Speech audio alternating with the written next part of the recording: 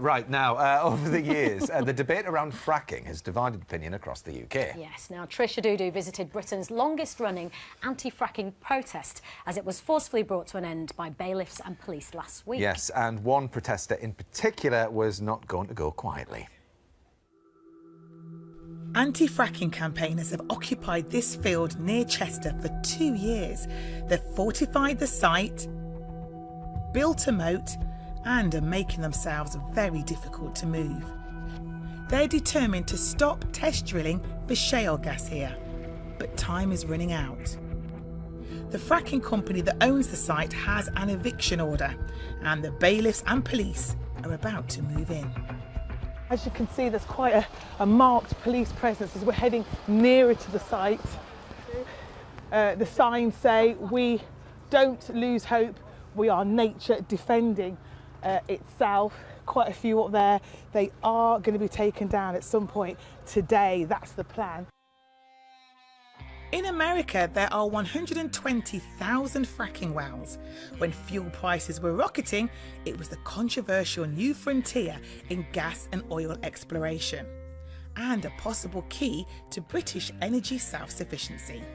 But with global oil prices at a 12-year low, some argue it no longer makes financial sense to start fracking in Britain.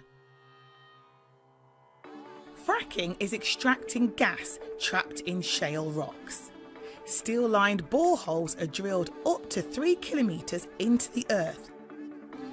Water, sand and chemicals are then injected at high pressure.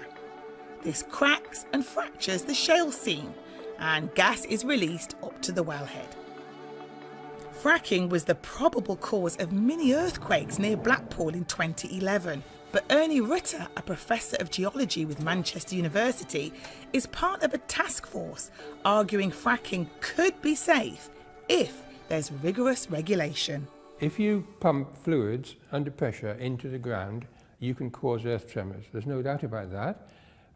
The risks of that happening in connection with fracking are very small. There's also a concern about underground pollution from the process. The purpose of drilling these holes to exploit the gas is to produce the gas, not to waste it, not to have it leak. And one doesn't want to cause environmental problems by having gas leaks.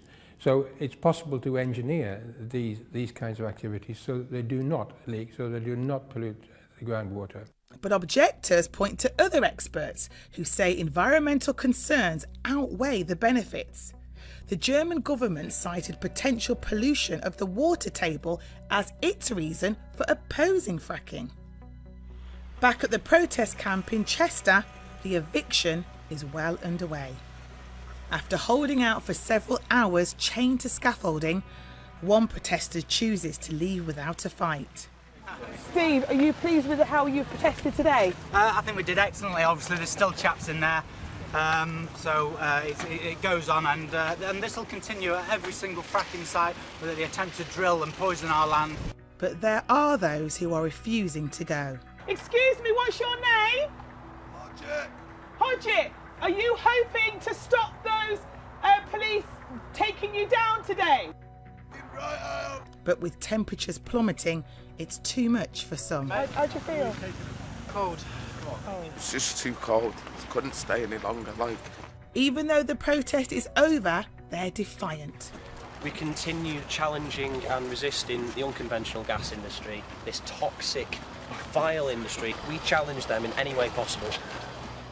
The government has granted almost 160 exploration licences here in the northwest, but also the northeast, Yorkshire, the south and Wales.